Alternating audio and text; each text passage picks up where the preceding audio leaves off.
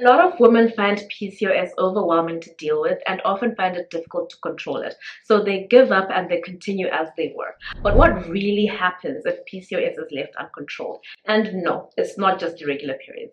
Ignoring PCOS can affect your fertility, your metabolism, and even increase your risk of cancer. Today, I'll break down the short-term and long-term consequences and why taking action early makes all the difference.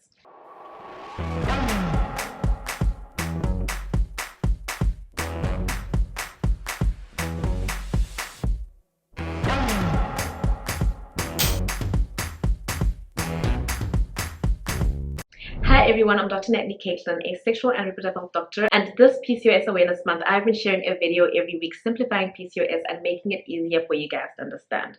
PCOS is often misunderstood to be a condition that just affects your ovaries or cysts, but that is a great misconception. The long form of PCOS is Polycystic Ovarian Syndrome. A syndrome is a combination of medical problems that show the existence of a disease.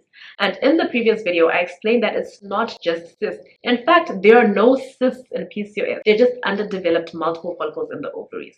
So when PCOS is left untreated, it doesn't just stop at irregular periods or a few skin changes. And that's what we're breaking down today. The outcomes of PCOS really depend on what's actually happening inside the body. And if you've been following each episode in this series, you'll know that in PCOS, there are high androgen levels, insulin resistance, and ovulation issues. So what happens short term? When the androgen levels in the bodies are high, as in the male hormones, it starts to show on the outside too. You might notice coarse hair in places that are not typical for women, like the chin, the chest, nipples, back. Your skin might become oilier and acne becomes more stubborn. Then there's insulin resistance. When your body isn't responding well to insulin, it tends to hold on to weight more easily, especially around the belly. And what's worse is that the extra weight then feeds back into the hormonal imbalance, so it becomes a vicious cycle where the weight gain makes the PCOS worse and the PCOS makes the weight loss harder. And when ovulation isn't happening regularly, your cycles become unpredictable or even disappear. And this is why women can go for months without a period when they have PCOS. And of course, if you're not ovulating, getting pregnant becomes impossible. Other than tubal factors, ovulatory disorders, PCOS to be specific, is the most common cause of infertility that I see in practice. Now, let's talk about the long-term effects. If that insulin resistance continues year after year, it progresses into pre-diabetes and then full-blown type 2 diabetes.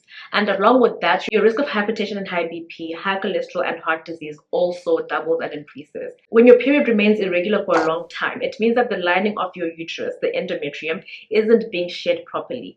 Month after month, that lining builds up, and over time, those cells can undergo hyperplasia and turn into cancerous cells and cause endometrial cancer. And then there's the emotional toll. Living with all these symptoms and challenges is exhausting. Women with PCOS unfortunately often experience higher rates of depression and anxiety, and it's not just because of their hormones, but also the day-to-day impact that this has on their lives and the direct impact that these hormones have on their brain. So you see, PCOS is not just about your ovaries. It's a whole body condition that has ripple effects into your reproductive health, your metabolism, your heart, and your mental well-being. So when PCOS is ignored, it's not just about having a few regular periods. It's not just about having hair on your chin. The high androgens affect your skin and your hair. The insulin resistance makes weight loss so much harder, and if left unchecked, it progresses to diabetes and heart disease.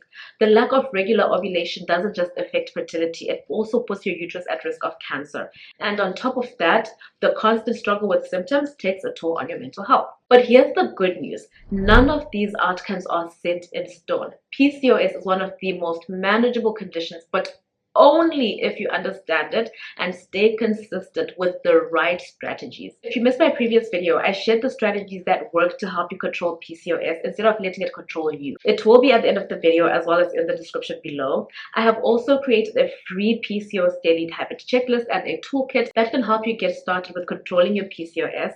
The link is also in the description box below. If this video helped you learn something new and understand PCOS, please give it a like, share it with someone who needs it, and let's spread real PCOS awareness this month. Thanks for watching.